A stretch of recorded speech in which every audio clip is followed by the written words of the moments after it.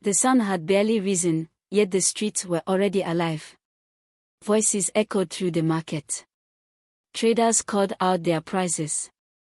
Cars passed, horns blaring. And in the middle of it all was a small girl. Barefoot. Tired. But determined. Her name was Ada. She was only 12 years old. Yet, every morning, she carried a tray of oranges on her head, walking from one street to another, calling out in a voice that was too young to carry such heavy responsibility. Buy your fresh oranges. But behind that voice was a story no child should ever have to live. Ada never knew her father. He had left when she was just 6 months old. No goodbye. No promise to return. Just gone. It was only her and her mother. Her mother, Ngozi, was once strong and full of life. But everything changed after a terrible accident. She lost her leg. And with it, her ability to walk. Life became harder. There were days when food was not enough. Days when hope felt very far away. But Ngozi never gave up. Even from her wheelchair, she would smile at her daughter and say, "My child, things will get better." Ada believed her. She had to. At the age of 10, Ada made a decision.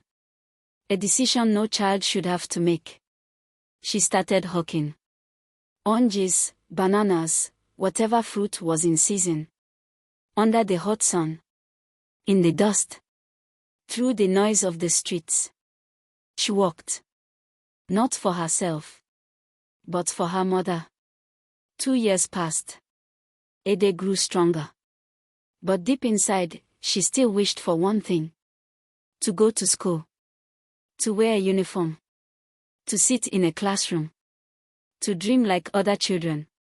But dreams felt like a luxury she could not afford.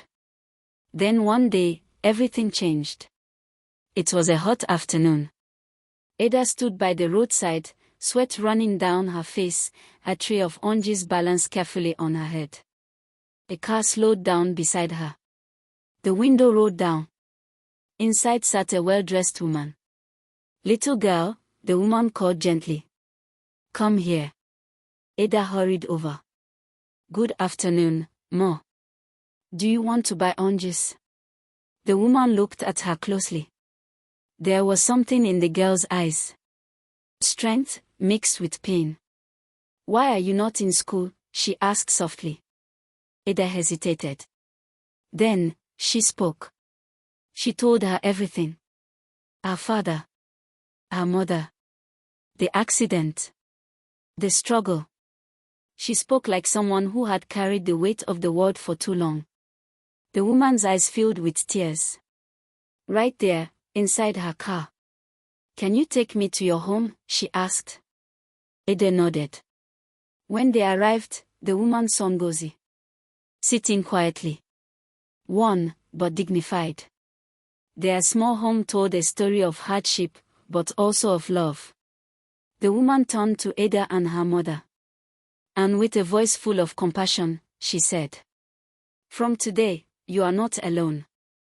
I will take care of her education. I promise." That moment felt like light breaking through years of darkness. Ada returned to school. She studied hard. Very hard.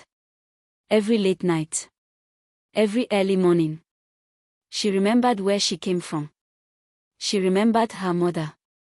Years passed. The little girl who once walked barefoot in the market stood tall in a graduation gown. Ada became a doctor. A medical doctor. Her first salary was not spent on herself. No. She did something greater. She made sure her mother received the best medical care. The best treatment. The best doctors. And one day, Ngozi stood up again.